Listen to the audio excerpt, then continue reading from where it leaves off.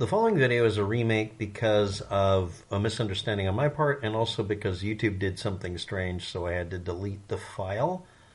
It's currently set to private as I speak to make sure that it's still stable. FYI, my YouTube channel got the subscriber count and the comment section from another YouTuber, so that for a couple of minutes my YouTube channel had 200,000 subscribers.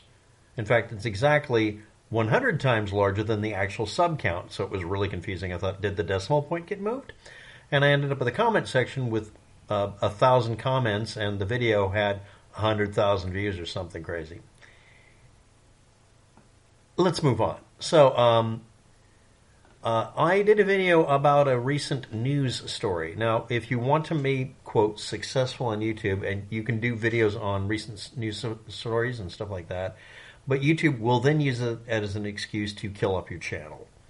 So when I saw all this weird activity going on about that video that got 3,000 views, which is very uncharacteristic, that's 20 times more than I would normally get, I thought it was a little weird. Also, I offhandedly mentioned that my YouTube channel often gets exactly 10% of the views and 10% of the subscribers it's supposed to have, because YouTube is essentially trying to encourage me to stop posting.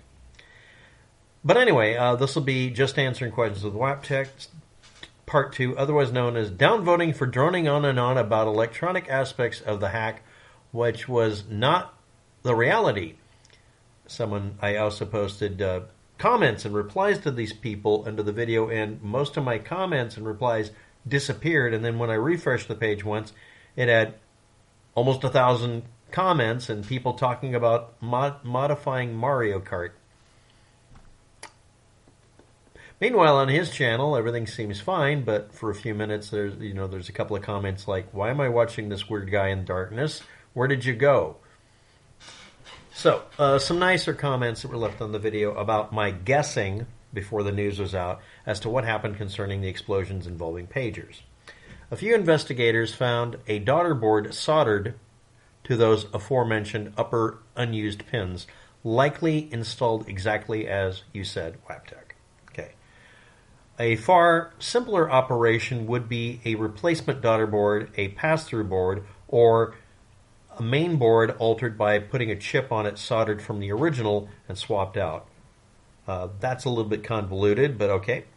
Project Eldest Son vibes. If you're not aware of it, Project Eldest Son is where instead of modifying telecommunications equipment to blow up, an attempt was made to distribute salted ammunition, letting the opponent get ammunition that was loaded with way too much propellant and the wrong kind. A typical example would be rifle or, let's say, shotgun shell cartridge loaded up with pistol powder. Pistol powder borders on being a high explosive under those conditions because it has to dump all of its energy in a much shorter barrel. It usually has very fast-burning propellant. The propellant at that point is, again, it's nearly at being an explosive. It's all about enclosing it. But aside from that, it's not really comparable to Project Eldest Son, but okay, cool. That's a reasonable one.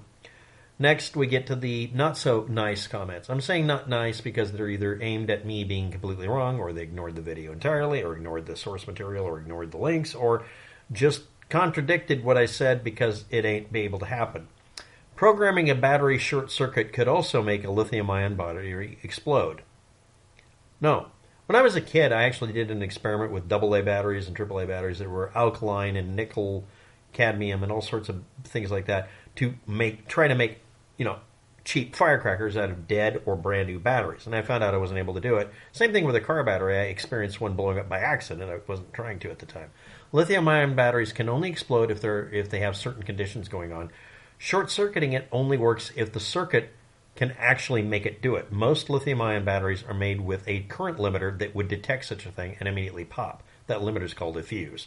Also, the charger circuits cannot be programmed to overcharge the batteries because, if you're not aware of it, any kind of electronic equipment that can start has to go through understanding that it should be assumed to be in an irrational state. This is given all sorts of names, but you assume all the circuits are in a glitched condition and force everything to either go to high or low voltage value or high or low impedance mode, whatever would be safest, by default. Virtually every circuit that's put on the market does this because Every time you start up something, especially from being completely discharged, it can and will do that at random. It's something most people aren't told about because we design it into the circuits when we design chips. But those are in an unknown state. This could be a wire could be left open. If you're not aware, there are two elements that drive the wire you're looking at, whatever it is.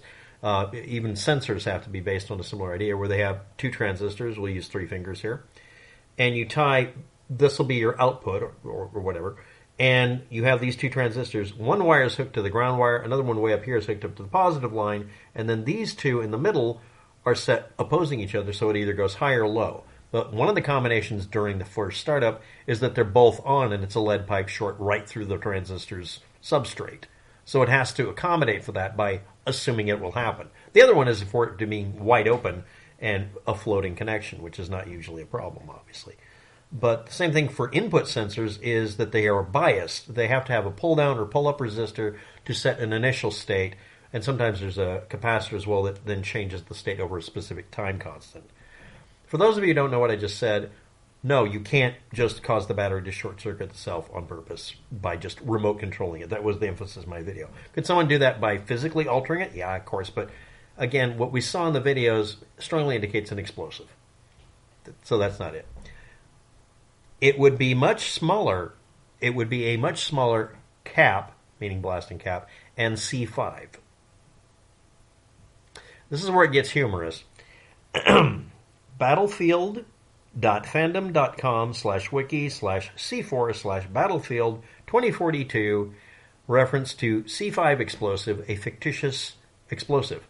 Next, 24fandom.com wiki C5, fictitious explosive used in the TV show 24. Let's move on. Why did you... Unenclosed explosives become little more than flares. It's not an unenclosed explosive. It's a blasting cap. That's why I said it was probably a blasting cap or something equivalent, because a blasting cap includes an integral metal shield that acts as an enclosing thing for it. I'd say it's more likely that the added component was simply a magnesium capacitor look-alike. I'm assuming you're saying it's a magnesium ignition source or something burn magnesium. You're talking about almost like thermite, right? Or an incendiary. Again, you're talking about flares.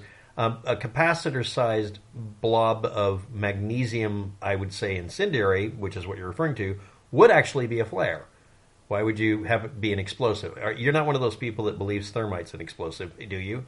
No, nanothermite is just not, that's not a thing either.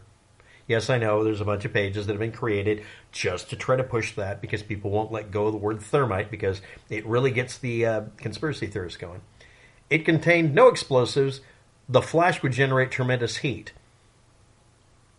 I doubt they would use white phosphorus. The videos show explosives. They show an explosive extremely consistent with something equivalent to 1 or 2 blasting caps, depending on which ones you're looking at. You can buy a blasting cap that does exactly the same explosive force, as evidenced by videos today with people literally demonstrating this by setting up blasting caps and showing how this can be done very easily. Also, there was an incident in Portland, and I'm very, very close to understanding that one, but I'm not going to go into it, that someone literally did put a blasting cap inside of a page, or almost exactly what I was talking about. I didn't bring it up because I couldn't find a link to it, but it happened in Portland. The listing was either Portland, Oregon, or Portland, Maine, or who knows where other city was named Portland. And I got asked about it at one time by a cop. And it was in the news recently that month. And I actually wrote out some information on it. I never knew why they asked me. I do have actual knowledge on this for various reasons I'm not willing to go into. But anyway, a capacitor look-alike, let's say, would be way smaller in the force it could ever contain compared to something much larger that would have obviously more room for material. And it would be unnecessarily complicated compared to, literally, you can watch page after page of results on Google image search of blasting caps all looking about the same. It's a metal tube that's closed at one end that has wires or a fuse going in and a crimp. And there's a plug in there, and that's an enclosed space for the explosive. The idea is you can use less explosive if you enclose it because it creates a much more sudden shock because it causes the container to burst. That's how you use a blasting cap. That's kind of part of it. There's also a video I have linked and even showed frames for in the video showing a hand blowing up. And in the video, full version at 7 minutes and 7 seconds, you can watch a simulant for a hand and a face blow up. The explosion is obviously about the same. In fact, the second one is much closer to the one we were seeing in these pagers. And I'm standing by my statement. But a YouTube channel has decided to inform us. This channel has no content, and I can't see that it's ever commented before. Said, I got this from a trusted source. That's Trust Me Bro, if you're not aware of it. Facebook and YouTube seem to be full of videos like this, like my video. Downvoted for droning on and on about a lot of nothing. I have never heard anything about 2 blasting caps. I know, I said it was the equivalent to 2 blasting caps. It could have been as easy as 2 blasting caps or an explosive built the same way. It could be anything. It could be your mom.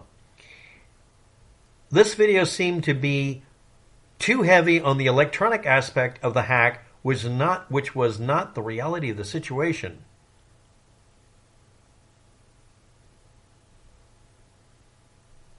I think I clearly stated that I wasn't going to be discussing anything more than the technical and electronic aspects of the device itself. That was the point of the video. But anyway, from a trusted source, trust me, bro. 20 grams of an explosive that would be activated by the motor vibration, sending multiple pages out to multiple targets simultaneously. A similar tactic was used again for radios, walkie-talkies, etc. So it's 20 grams. The upper limit for blasting cap is actually, well, if you had the upper limit for blasting caps according to U.S. government rules and many, many other countries, they make them at a limit of, 20 grams of explosives is almost exactly what the largest would be if you did 2 blasting caps. It's the same equivalent. And he mentions PETN. Okay, cool. Please reread the article on Wikipedia, which is not really all that great, but at least has most data in it, and look up how these are built and the fact that virtually every blasting cap is enclosed for the person who commented on that. Capacitor lookalikes. Also, you can go google.com, search real blasting cap, not inert, by putting a dash before the word inert. And you can look up the image search and show me one that doesn't have a metal casing around it. Virtually all of them do. Not all of them do. I've seen one that was a paper casing, but it's called a spun paper casing, where they cork the ends and they spin the paper around it, and it was really, really old. But, I mean, metal encased blasting caps have been a kind of a pseudo standard for a fairly long time. So, but saying, they're not enclosed or making something the size of the capacitor shown in the circuit board design that I was showing, these are all really stupid, evasive.